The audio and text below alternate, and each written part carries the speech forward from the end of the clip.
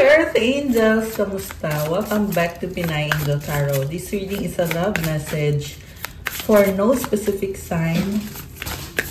This is for anyone, kahit ano man ang zodiac sign mo. General love reading, kaya maaaring mag-resonate o hindi. Pero pag nag-resonate, comment kayo guys para alam ko. Kumusta kayo guys? Comment present para alam kong nanonood kayo. Tingnan natin ang energies connected sa'yo sa love life mo. Someone is longing for you, missing you. Sa ngayon, good vibes yung nakikita ko sa taong to. Yun nga lang, nahihiya siya sa'yo. Tingnan natin guys ha. Emotional storm. Turmoil, unstable, affected. Open heart, receptive, empathy, vulnerable. Nagbubukas yung heart chakra nitong taong ka-deal mo ngayon. You have escaping, avoiding, blocking, pushing away. Umiiwas. So, may strategy siya na kapag kina-confront siya, iniiwasan niya, tinatakbuhan niya, na-overwhelm siya. At gusto niyang kumawala. Hindi niya kinakaya. This is someone na mas komportable siya, na hindi siya, yung parang hindi siya kinakausap. Ganun yung klase ng relasyon ng gusto nitong taong to, kasi the moment na kinausap mo siya, ang pakiramdam niya ay parang pinipilit siya or na-overwhelm siya kapag sinusubukan mong kausapin siya. Kaya emotional storm, turmoil, unstable, affected. So, hindi niya kasi ma-express ng mabuti yung emosyon niya. Tsaka, nakasarado yung throat chakra nito. Kaya ganon. Pero, sa unang sinabi ko kanina na good vibes itong taong to ngayon. Pero tingnan natin, longing, craving, aching, wanting. Namimiss ka niya, kinikrave niya yung intimacy sa inyong dalawa. Yung physical na sexual na pakiramdam niya sa'yo. Nourish, self-growth, self-focus, soul-finding. Mas komportable kasi siya mag-isa. Yan yung nasasagap ko dito, guys. Okay. Una sa lahat, yung nasagap nating person is nagkaroon na ng hiwalayan sa inyo at third party talaga yung dahilan. Kasi maraming nangyari sa connection na to. Pero, sa lahat-lahat ng mga nangyari sa inyo, ng taong to, yung pinakadahilan ng paghihiwalay is yung pagkatuklas mo na may ibang party na involve. At hindi nga lang iisa yung ka-connect nitong taong to, kasi marami.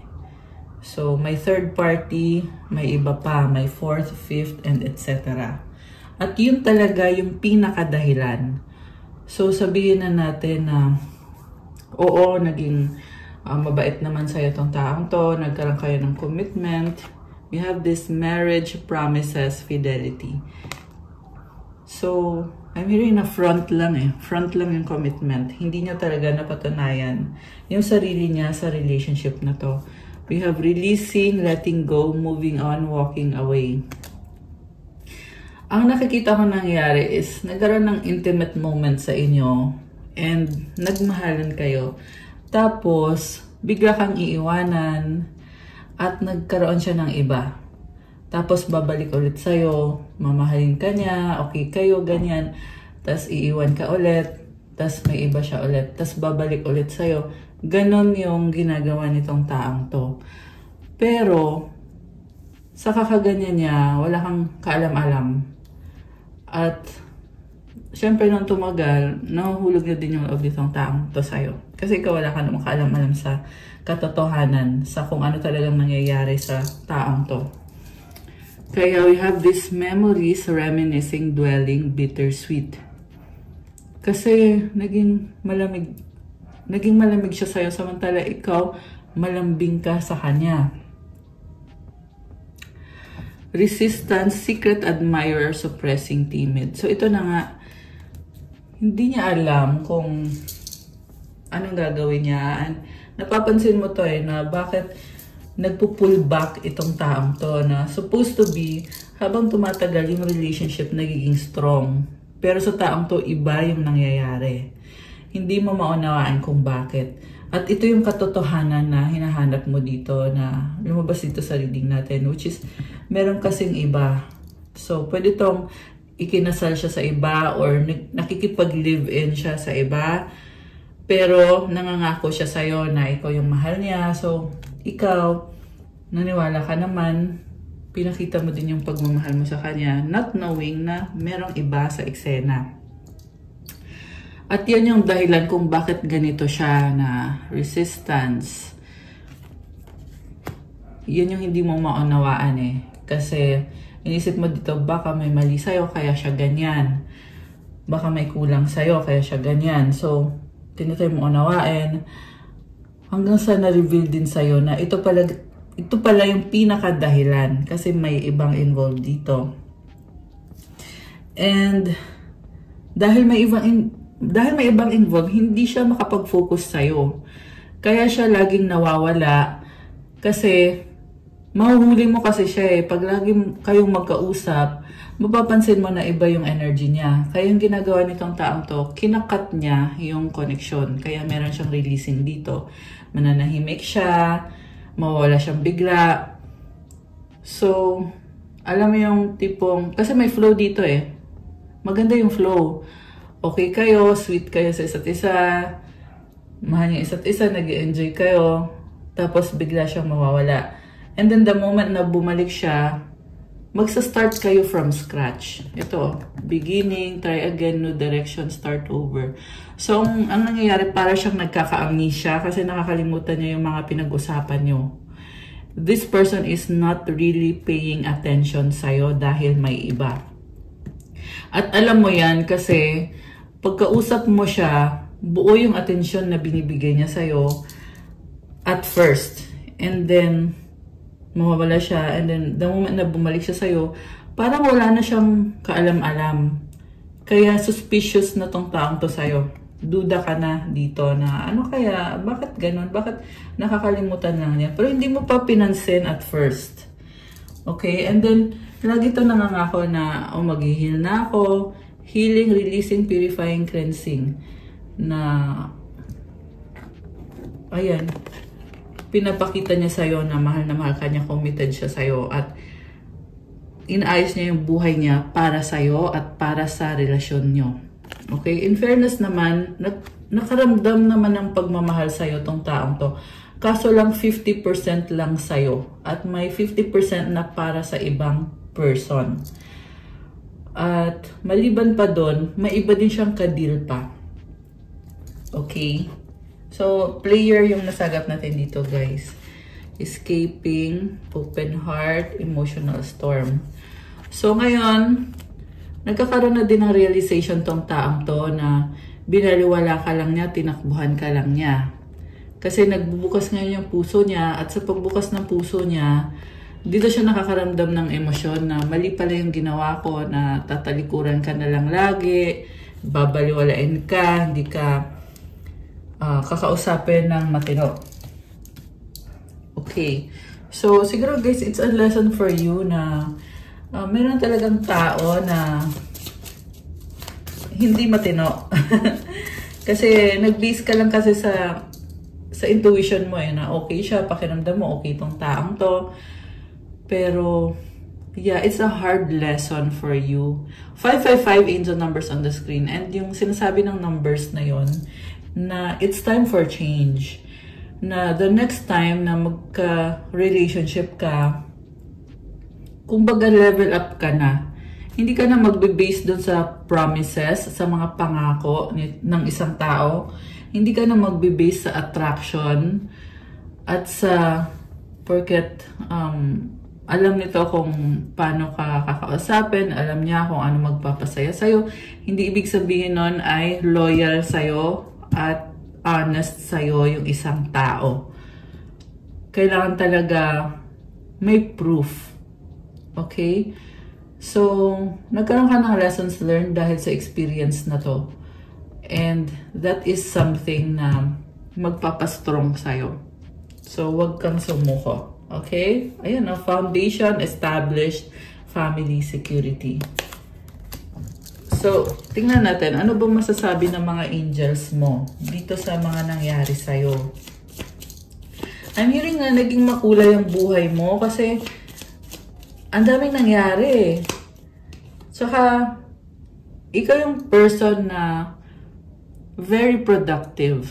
So, hindi lang siya yung binibigyan mo ng panahon. Invested ka din sa career mo. Yung iba sa inyo dito ay very family-oriented kayo, guys.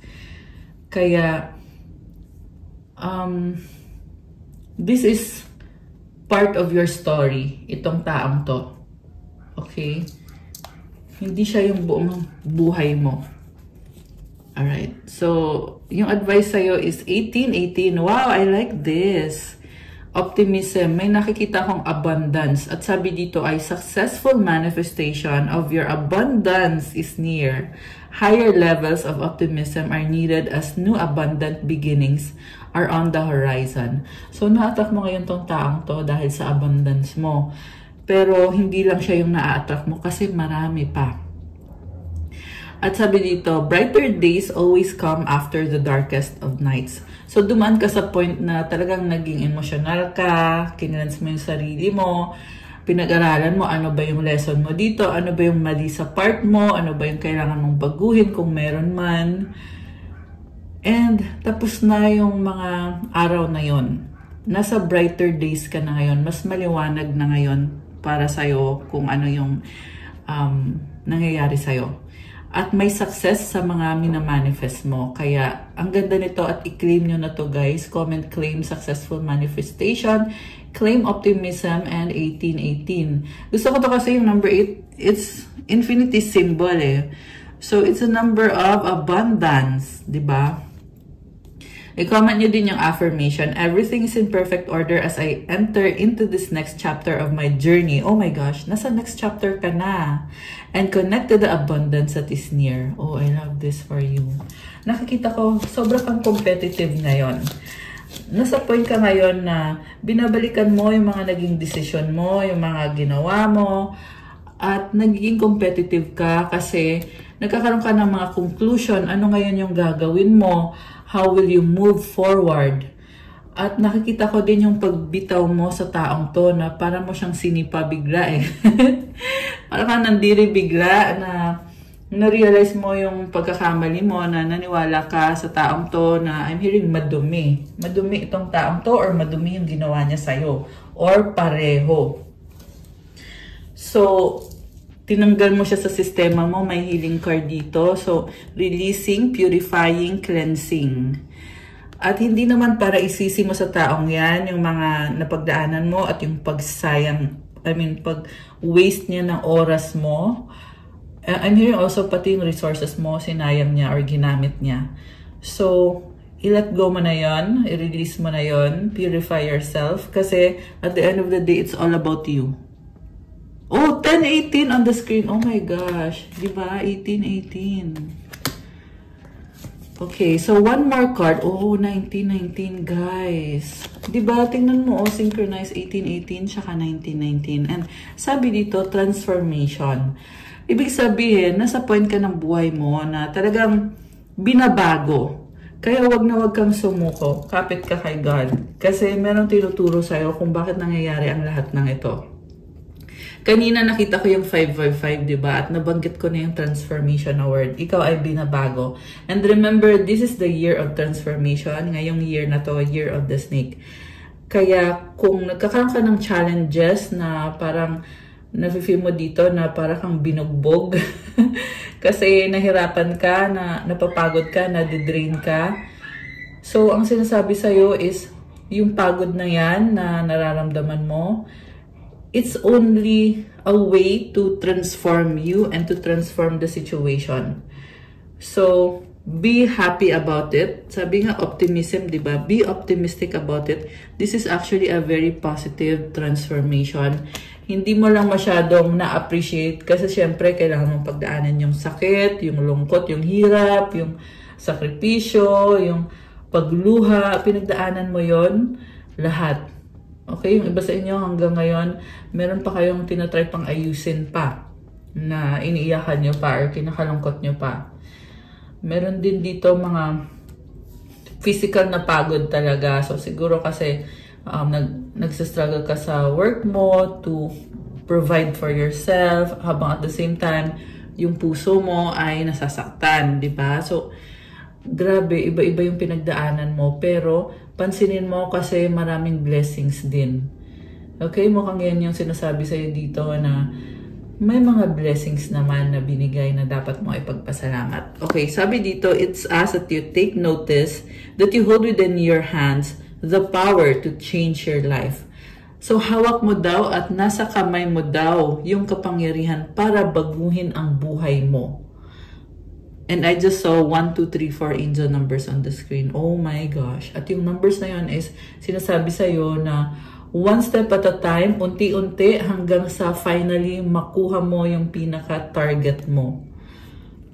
So, imagine that, nasa kamay mo mismo, hawak mo mismo yung kapangyarihan para baguhin yung buhay mo. Kaya ikaw mismo yung gagawa, ikaw mismo yung magdidesisyon. Ayan guys. So, you have the freedom. Kaya pwede mong i-enjoy yung buhay mo kasi ikaw yung magdidesisyon di ba? You can do whatever you like. Hindi ka kailangan diktahan ng taong to or ng kahit na sino man. Within this realization, you will feel your sense of purpose and your connection to new beginnings. Oh, new beginnings are here for you. Like blooming flowers. Ito beginnings, try again, new direction, start over. And I'm hearing na pupunta ka na sa bagong direksyon. Siguro na-feel mo dito na andun ka na sana, papunta ka na sa achievement, tas kailangan mong magsimula ulit. But, that's okay kasi nasa process ka na, you are building foundation. Ayan Ayan beginnings and foundation. So, habang binibuild mo yung foundation, may mga blessings na binibigay sa'yo. Okay? Affirmation, I release what I no longer need to carry and I open myself to the transformative energy of the divine. So again guys, andito yung releasing. Okay, ito yun, letting go, moving on, walking away. Ayan. So, kaya magre-release dahil hindi mo na kailangan buhatin itong connection na to o itong taong to o sitwasyon na to. Release what I no longer need to carry. Kasi naging burden sa'yo kasi buhat-buhat mo So ngayon daw, release na, bitaw na. At buksan ang sarili sa transformative energy of the divine. So sabi dito, the divine, si God yung dahilan kung bakit nangyayari yung transformation to make you a better person. And I'm hearing na protection yan. Yung transformation na nangyayari sa'yo. Protection yan to something greater. Sabi ko nga kanina, it's making you stronger. Kaya, be strong, okay? Yun yung mensahe para sa'yo. So, ngayon, tingnan natin guys. Ano ba mga nangyari dito sa connection na to or yung mga energies connected dito? Yeah, although, napaka-strong na mga nasagot natin na mga mensahe para sa'yo. Kaka-start pa lang, di ba? Okay, so ano nga bang ganap? Tignan natin. Na pala guys, still ongoing po yung ating anniversary limited offer kasi I'm celebrating my 5 years anniversary here in YouTube. Kaya, every purchase of crystal bracelets, merong 5% discount. Hanggang, okay, nalaglag yung maraming cards. Hanggang end of June 2025 only. Kaya, message kayo dyan. Okay, tingnan natin yung nalaglag. Ito, nagbukas ng isa. I was saying na, message kayo sa akin sa mga gustong mag-avail ng crystals. It's a good time kasi may 5% discount po. So, ito yung nag-flip na card. At talaga namang napaka-intriguing nito. The way I have treated you was wrong. Oh my gosh. This is someone na tinatanong ka pa rin. At iniisip niya na kung bakit ka nagkaganyan, bakit ka lumayo. At napakataas ng boundaries mo. Kaya ka nagkakaganyan. Ang reason kung bakit mataas yung boundaries mo is dahil yung treatment niya sa'yo ay maling-mali. So, ibig sabihin, hindi lang to isang pagkakamali, but overall, yung kung paano kanya tratuhin, yun yung pagkakamali nitong taong to.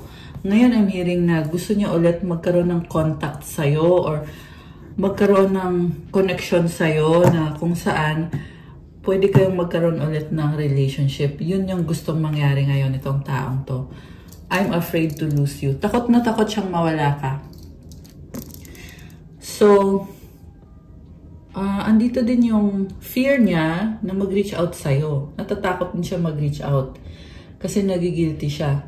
Wrong. Isip niya wrong talaga. May mali sa mga ginawa niya. It is dark without you. Ayan. Nalulungkot siya, nadidepress. Ayan, mukhang talagang nadadown. Kasi wala ka ngayon. I wish to be like you. Okay, I'm seeing also someone na hangang-hanga sa'yo to the point na gusto niyang nakawin yung energy mo. So, this is an energy vampire. Pwede itong the same person, pwede itong another person na nasa paligid mo. Not necessarily karelasyon mo, pwede itong kasama sa trabaho. This can be literally anyone. So, itong person na to, selfish siya kasi ang gusto lang yung mangyari is makuha ulit yung energy na binibigay mo sa kanya. So, hindi talaga ikaw yung target nitong taong to, but yung energy na nabibigay mo sa kanya. Para siyang energy vampire na lumalakas siya kapag andyan ka kasi, ano ka kasi, you're an empath. So, yung mga bad karma ng taong ito napupunta sa'yo. Ang nangyayari is, yung swerte mo napupunta sa kanya, tapos yung bad karma niya napupunta sa'yo. Kaya mag-ingat ka sa ganitong klase ng tao. You have to really protect yourself and lumayo ka sa taong to at all costs. Kasi this person will be the cause of your troubles. Okay? Ayun o, dark without you. Kaya ngayon yung liwanag mo hinahanap niya. Pero tandaan mo, sa'yo yan. Hindi pwedeng agawin ng kahit na sino man yung liwanag na meron ka. Kasi the reason kung bakit meron ka ng liwanag na yan, dahil yan sa kabutihan ng puso mo at sa mga good karma na ginagawa mo. Hindi lang sa lifetime na to, but also sa past lifetime mo. Okay, pero balik tayo dito sa lover. Yung taong in love sa'yo kasi natatauhan siya dito na may mali about sa mga ginawa niya sa'yo. Why can't I move on from you? Kaya ngayon, hindi siya makamove on. Stuck siya sa'yo. Okay. Ano bang intention nitong taong to? Oh, I am blocked. See? Hindi ka ma-access ngayon. So, keep it that way. That is your way para protektahan yung sarili mo. At dapat i-appreciate mo yung good energy mo. Actually, kung resonate ka dito, alam mo na nanghihina ka kapag andito yung taong to or party siya ng buhay mo. Like physically, emotionally, spiritually, may mga things na nangyayari na hindi naman dati nangyayari. And it's because this person is sinasabotahe yung good energy mo. Pero sa ngayon, you're in a good place. Congratulations. Kasi naka-block tong taong to. Okay. I can't do this right now. Ayan, hindi ka niya ma-access. Tinatry niyang i-access yung energy mo. Tinatry niyang nakawin yung liwanag mo, yung energy mo. At hindi ka niya ma-access. Kaya dark without you. I wish I could be fully honest with you. So, kasi sinungaling eh. Oh, okay. Alam mo yung naririnig ko dito, merong gumagawa ng black magic. Yeah, meron kasi ibang energy vampire na hindi sila aware. Meron naman iba na aware talaga at consciously gumagawa talaga ng ano. Anyway. So, tingnan natin guys. This love is crazy. Someone is obsessed. What do you see in me? I can't take it anymore. Why do I deserve someone like you? Okay. So, this is someone na aminado siya sa sarili niya na wala siyang kakayanan or wala siyang lakas, wala siyang liwanag. Ayan. Kaya siya nababaliw sa energy mo kasi nasa sayo yung liwanag eh. And then, napaparanoid siya eh. Parang, alam mo yung parang addict na tinanggalan ng ano niya. Tinanggal sa sistema niya yung ano, kung ano man yung substance na yon. Kasi hindi siya napapakali. Ganon yung pakiramdam ngayon nitong taong to. Grabe. So, ayan, hindi mo pakali. Also, I'm hearing na tinatry niyang gumawa ng paraan. Sinusubukan pa rin na i-access nitong taong to. Yung iba sa inyo guys, dalawa yung kadil nyo. Yung first part ng reading, yun yung kakonect mo, yung person mo. Yung second part, ano mo yun? Someone around you na gustong gayahin ka or kinokopya ka. Ginagaya kung ano yung ginagawa mo. Sige. So, tingnan natin from the tarot. Okay, gusto kong tingnan, ano ba energies around you and yung person na iniisip mo. Okay, anong intention nitong taong to?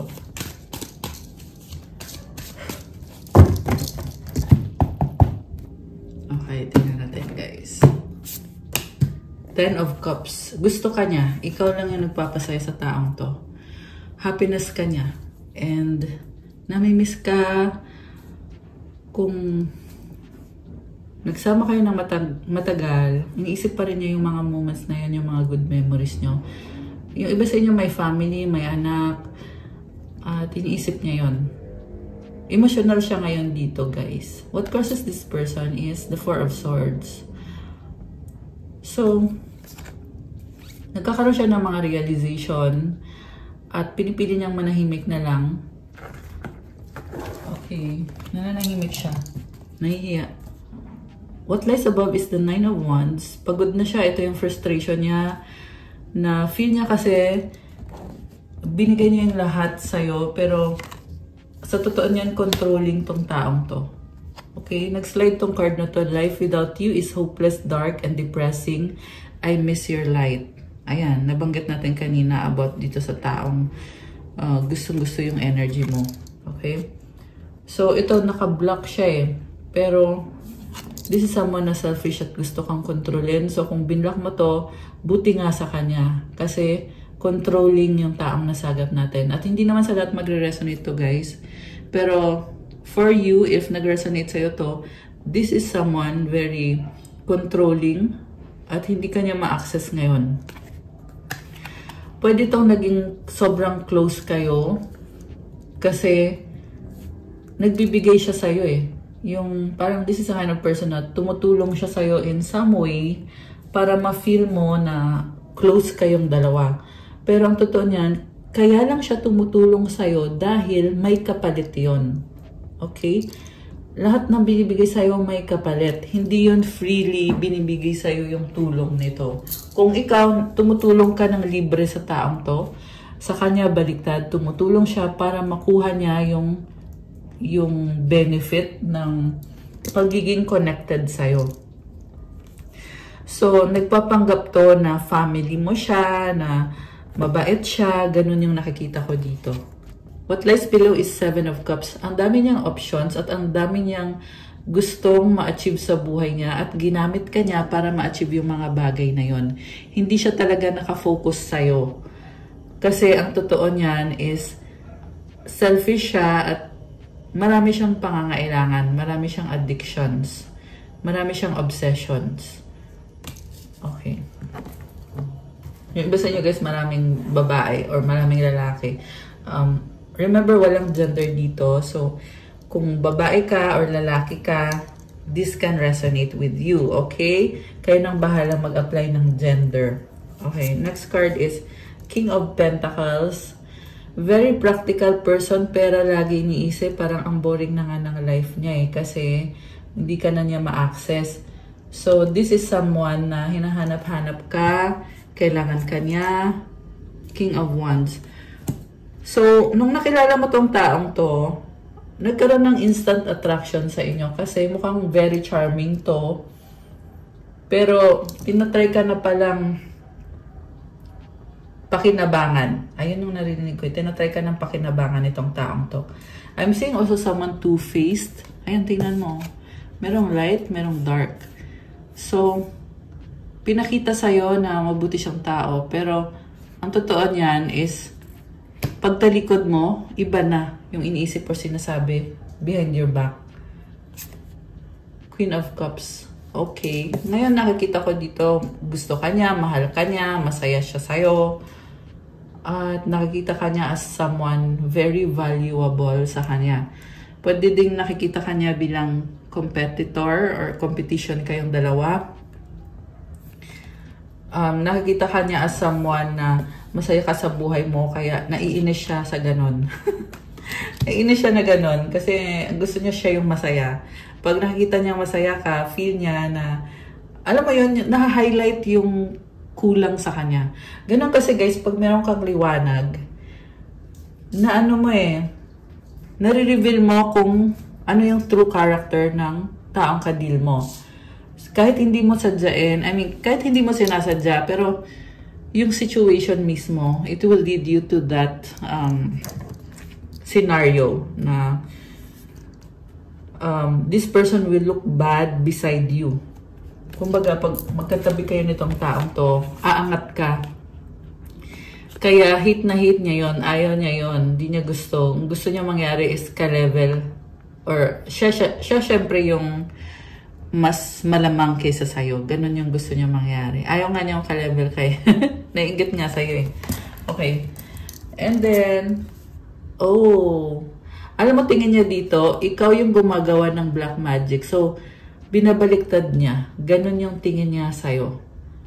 Pero, ang totoo niyan is, the reason kung bakit kanya tinitingnan ng ganyan is, hindi siya naniniwala na may mabuting tao kasi siya mismo sa sarili niya, hindi siya mabuting tao.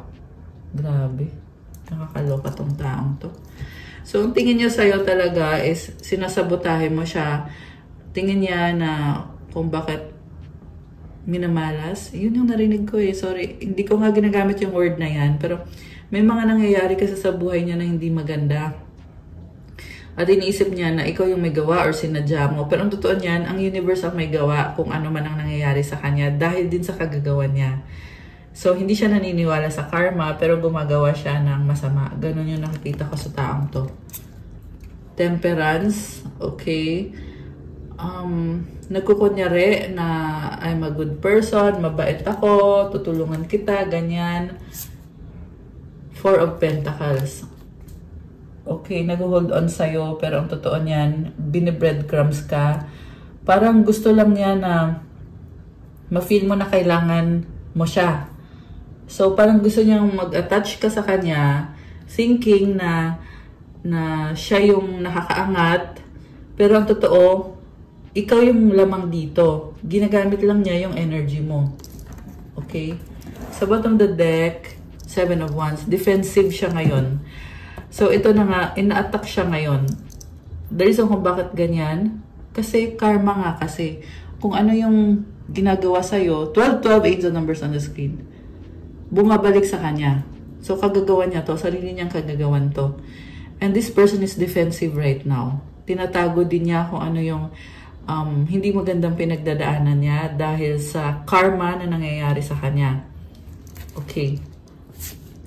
So, kung nagkakasakit to, sobrang tinatago niya na may sakit siya kasi malalaman kasi na kinakarma siya. Ganon yung nakikita ko sa situation na to, guys. Malalaman na kinakarma siya at yung dahilan is because dahil sa kagagawan niya. Siyempre. Okay, grabe. Okay. So, anything else connected dito sa connection na to? Ano pa ba? Hierophant. Okay. parang andun yung impression na kailangan mong sumunod kasi ito yung tama, ito yung nakabuti. Queen of Pentacles. Okay, ito yung obligasyon mo. Ganun yung pinapalabas dito. And manipulation eh. Three of Wands, the Lovers. So, yung iba sa inyo, pinapakita sa'yo nitong taong to na obligasyon mo bilang mag-asawa kayo or mag-lovers kayo. Pero ang totoo niyan is merong something behind na purpose, which is gagamitin yung energy mo, peperahan ka niya, gagamitin niya yung lakas mo, yung mga talents mo, kukopyahin ka niya. Ayun, something like that. Take it how it resonates.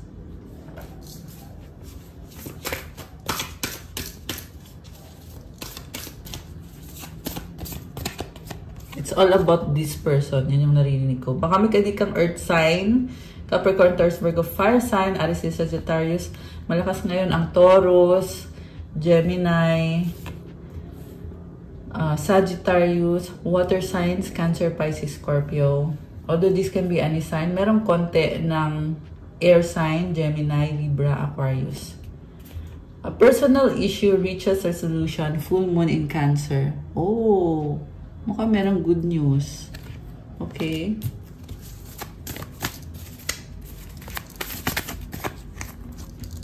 Communication is key, new moon in Gemini. Nakita ko dito yung two-faced. Pabago-bago ng isip. A time to give rather than take, new moon in Virgo. Merong nagtitiis dito. At the expense of another person. I mean, at your expense, nagtitiis ka, samantalang yung isang tao ay nakikinabang. Win-win outcome is forecast, full moon in Libra. You will be okay. Ayan, sinasabi dito, win-win outcome. Huwag kang mag-alala kasi andyan pa rin yung mga angels. Laging tumutulong sa'yo. Andyan si God sa'yo. So, yeah, actually mukhang nakaalis ka na dito sa sitwasyon na to. Hindi ka na ma-access ng taong yan. Kaya, lumabas yung win-win outcome. Ayan, so that's a good one. Okay, anong paparating para sa ating mga Earth Angels? Tingnan natin, guys. What's coming towards you? Ay, nalaglag. Sandali. Pets. Getting a new pet. Giving a current pet more love. Patience is a few more months. Good things come to those who wait. Yes! Luck is on your side. Parang meron kang hinihintay. Something, not necessarily pet, but someone na gustong-gusto mo itong taong to. At ang sagot dito is yes. Okay, kailangan mo lang ng patience. Commitment is at the bottom of the deck. Things are getting serious. Okay? So, mag-ingat kayo guys kasi nakakita ko pa dito yung someone na trying to get access with you. Intimacy is here. Sexual chemistry reminiscing. Okay. Andito yung tao na gustong connect sa'yo. Gusto makipagbalikan sa'yo. Okay. So, bago tayo kumuha ng advice, tingnan natin ano bang nararamdaman itong taong to. Nanonood, stalking you. So, kung nasa social media ka, pinag-aaralan ka niya, pinapanood ka niya, sinustalk, hindi ko alam, ewan. Oh, daming nag-flip ah. Oh, mahal kita, I love you. Oh my gosh, revelasyon. So, mahal ka nitong taong to na stalker. Obsessed. Okay, nakakaloka. Okay, ano to? Decision, I need help, codependent. Umaapoy, love, passion. Okay, may unhealthy pattern kasi codependent eh. You're special. So, kaya na-obsess sa'yo, first time makakilala ng katulad mo. Kaya, protect yourself at all costs. Hindi ka ordinaryong tao. Kung tingin ng iba ordinaryo ka, ordinary ka lang na wala lang, ganon. Pero, ikaw sa sarili mo, alam mo na hindi ka ordinary. You're special eh. So, ikaw na mismo, yung oras mo, yung presence mo, kailangan i-protect mo. Hindi ka basta-bastang available lagi, di ba? Huwag maging available to anyone else. I mean, to just anyone. So, sino tong in a relationship? Buntis. Nakakaloka. Tapos na, the end. Oh my gosh. Alam mo yung nakikita ko dito? Gusto niya mabuntis ka para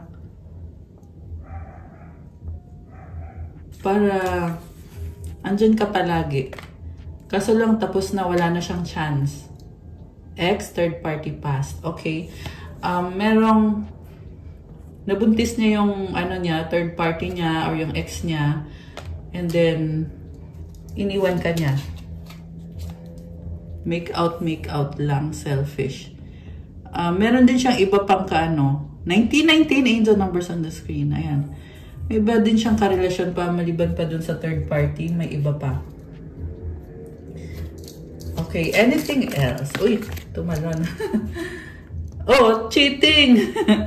Third party, gusto kita attraction. Malandi tong taong to. Diba? Gustong-gusto niya yung... O, tingnan mo, nakadalawang third party na. Diba? May ex pa, may past pa. Tapos meron pa yung isang kanina naka-make out niya. Oh, hurt healing. Saktan ka dito. Ikaw lang loyal. Kasi pinakita sa'yo loyal. Tapos natuklasan mo, ang dami pala. Ang dami nyo. Oh. Diba? Strong, mahal pa rin kita, problems, burden. Ayan, so, yeah, yun yung hindi na-realize itong taong to eh, na they involve themselves with toxic habits and naapektuhan yung swerte niya, yung energy niya. Tapos, nagsisisi siya kasi nakatagpo siya ng someone na special sa kanya, pero ayaw na ngayon sa kanya kasi natuklasan na yung mga ginagawa niya. Yan yung nangyari dito. Ano bang mensahe sa'yo nitong taong to? Tingnan natin. Mensahe. The past is now behind you. Release it and embrace new possibilities. A new path is now available to you. Follow it with faith. Wow. Alam mo, ang na-feel ko dito galing sa angels mo to eh. Parang ginaguide ka lang na kinokonsole ka na huwag kang mag-alala kasi tapos na lahat ng nangyari. Nasa past mo na. Dapat kang maging positive sa pag-iisip mo and how you live your life. At aside sa nagtatapos na yung cycle na yon, is meron pang bagong landas na available ngayon para sa'yo. Kaya kailangan sundan mo yung bagong landas na yan and kailangan meron kang faith. So this is actually a big message para sa mga Earth Angels na nag-resonate dito. And it's a reminder to keep this positive mindset. At i-nurture mo yung positive mindset na yon. Sabi ko nga kanina sa simula pa lang na you are being transformed. So, ipagpasalamat mo yan kay God. Okay, ang advice is solitude. Once you embrace the inner divine and your own sacred solitude, the right people arrive at the right time. Oh my gosh! Exactly on schedule without forcing or chasing. I love this! Ayan, you are really thriving. Tingnan mo, ang ganda din ng flowers, oh. Ayan. You are blossoming, blooming, and solitude is about being confident with yourself in your own energy. At i-embrace mo daw yung pagiging sacred mo, yung inner divine. Sabi ko nga kanina, special ka, hindi ka ordinary. So you have to remind yourself na, ay, special nga pala ako, no? Nakalimutan ko. Ayan. So mas pahalagahan mo yung energy mo kung ano ka. And also, be optimistic. Kanina merong optimism kasi hawak mo na yung abundance or ito na, parating na ngayon itong abundance na to. Kaya kailangan optimistic ka. I love this! So, i-claim nyo tong energy na to. Sabi din dito, may dumadating na bagong mga tao na hindi mo kailangan habulin. Itong mga taong to ay aalagaan ka, mamahalin ka sa tamang panahon. Wow! I love this. So nice. Kasi deserve mo eh. Ayan, yan yung narinig ko. Talagang deserve. Yeah, gusto ko tong card na to. Ang ganda. Ayan. Okay guys, that's all for our love message for today. Thank you so much for watching. Please like the video, comment, subscribe, hit the notification bell. Kung kailangan nyo ng gabay, pwede kayo magpa-private reading kung nag-resonate kayo at kailangan nyo ng more information. Or kung hindi kayo nag-resonate at gusto nyo yung reading na talagang sigurado ka na ikaw mismo yung i-reading. So, yun nga lang, may bayad po yung private reading. Message po kayo sa akin sa Viber or sa WhatsApp. Nasa description box yung mga detalye ko. And check out my Instagram for those who want to start your crystals journey. May mga crystal bracelets na tutulong sa'yo para gumanda yung aura mo, to purify your energy, to enhance your energy, give you vitality. Marami din benefits at iba-iba. So, meron pang attract ng love, attract money, wealth, prosperity, abundance. Pero lahat ng crystals ay nagbibigay sa'yo ng earth energy, which is a very grounding energy, and it gives you stability. So, tingnan nyo po sa Instagram ko, guys, at i-message nyo po ako. Pa-follow din po ng aking Instagram. And again, thank you sa aking mga Earth Angels who are celebrating with me my 5 years here in YouTube. It's my 5th anniversary. Thank you sa support. Thank you for watching. Always commenting, subscribing, for sharing and recommending my videos. Thank you so much. I love you guys. Sobrang thank you din sa mga members ko. I love you guys. God bless you all. Stay safe. See you again soon. Bye!